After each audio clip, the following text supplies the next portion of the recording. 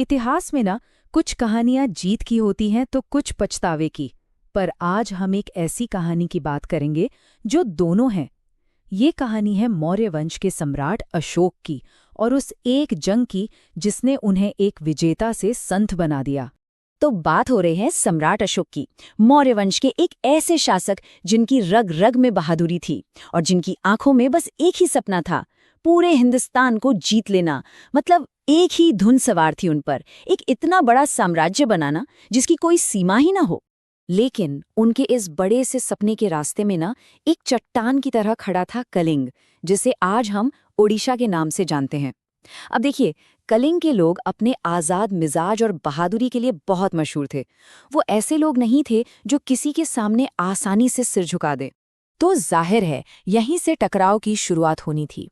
एक तरफ अशोक का हुक्म था कि कलिंग उनके साम्राज्य का हिस्सा बन जाए और दूसरी तरफ कलिंग का साफ साफ इनकार। ये दो ताकतवर इरादों की सीधी टक्कर थी। और इस इनकार का नतीजा था प्राचीन इतिहास के सबसे भयानक, सबसे क्रूर युद्धों में से एक, कलिंग का युद्ध। तो बात है साल 261 ईसा पूर्व की। यही वो साल था जब सम्राट अशोक ने अपनी विशाल सेना को कलिंग पर चढ़ाई करने का हुक्म दिया। अब सोचिए वो मंजर, अशोक की इतनी बड़ी फौज और कलिंग के जांबाज सैनिक, जैसे दो तूफान आपस में टकरा गए हों। देखते ही देखते पूरी युद्ध भूमि खून से लाल हो गई। हर तरफ बस तलवारों के टकराने की आवाजें थीं और आसमान से तीरों की बारिश हो रही थी।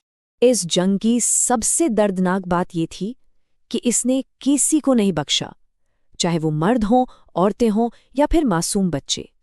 कोई भी इस तबाही से बच नहीं पाया। आंकड़े तो सच में दिल दहला देते हैं। लाखों, जी हाँ, लाखों लोग या तो मार दिए गए या फिर उन्हें बंदी बना लिया गया। उस वक्त हवा में सिर्फ मातम और चीखें ही गूंज रही थीं। लेकिन कहानी यहाँ खत्म नहीं होती। असल में असली कहानी तो इस जंग को जीतने के बाद शुरू हुई। एक ऐसी कहानी जिसने इतिहास का रुख ही मोड़कर रख दिया।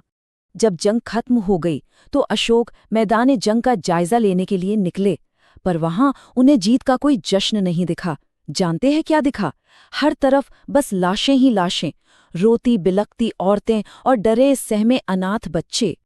ये भयानक मंजर देखकर अशोक अंदर तक कांप गए और उसी लम्हे उन्होंने खुद से वो सवाल पूछा जिसने सब कुछ बदल कर रख दिया। अगर इसी को जीत कहते हैं तो ऐसी जीत का क्या फायदा? और बस यही वो पल था। इतिहास में शायद पहली बार ऐसा हुआ था कि कोई बादशाह अपनी ही सबसे बड़ी जीत से हार गया था। इस एक पछतावे ने एक नए अशोक को जन्म दिया। एक ऐसा अशोक जिसने हमेशा के लिए तलवार छोड़ दी और शांति का रास्ता अपना लिया। उस दिन अशोक ने अपनी तलवार म्यान में रख दी और कसम खाई कि अब वो कभी अपनी तलवार नहीं उठाएंगे, कभी खून नहीं बहाएंगे।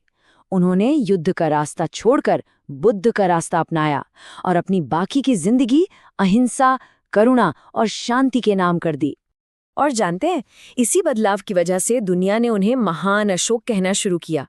ये उपाधि उन्हें जमीनें जीतने के लिए नहीं मिली थी, बल्कि दिलों को जीतने के लिए मिली थी। तो देखिए, कलिंग युद्ध की ये कहानी सिर्फ इतिहास का एक पन्ना नहीं है, ये आने वाली हर पीढ़ी के लिए एक बहुत बहुत बड़ा सबक है। तो कलिंग युद्ध की विरासत हमें सिखाती क्या है? ये हमें दो बहुत सीधी सीधी बातें याद दिलाती है।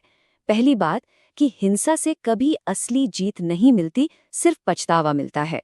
और दूसरी कि सच्ची ताकत किसी को झुकाने में नहीं है, सच्ची ताकत तो करुणा और इंसानियत में है। और आखिर में ये कहानी हमें एक बहुत गहरे सवाल के साथ छोड़ जाती है। ताकत का असली पैमाना क्या है? दूसरों को जीतने की शक्ति या खुद की गलतियों को सुधार कर खुद को बदलने की शक्ति?